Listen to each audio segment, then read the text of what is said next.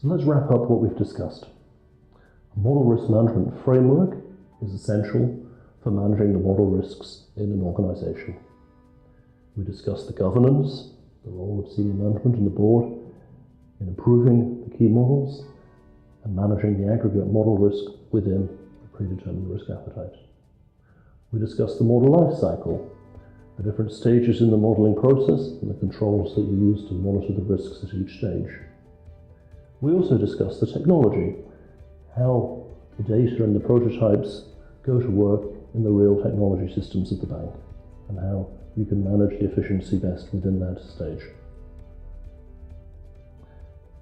But enough about the theory. Now let's talk about a practical, real-life example of a piece of work which Avantage Reply recently did for one of its major clients, a European investment bank.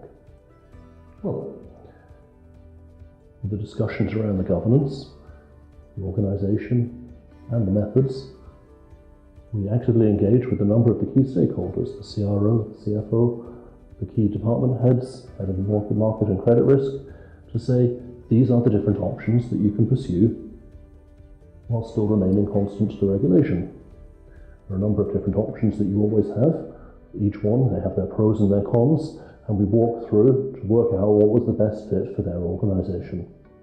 Ultimately, the results of this exercise were documented in a policy framework. Detailed policies and procedures and methods were documented and sent to the board for a final approval. In support of any model for risk framework, you need an appropriate system, a container. For this client, we built a workflow tool which shows them the A to Z of managing the model life cycle. Make sure that all the correct evidences are collected along the way. This facilitates, amongst other things, the self-assessment process that you need to make sure that the models are in full conformance with regulation. And finally, of course, if one is talking about model risk in the aggregate, you need a scoring and risk assessment method.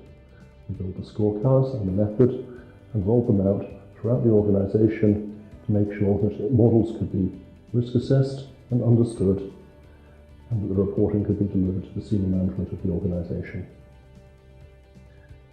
This is a practical example of where we've been able to work with our clients to help them improve their model risk management. Finally, for more details regarding our credentials in this space, please refer to our website. Thank you very much.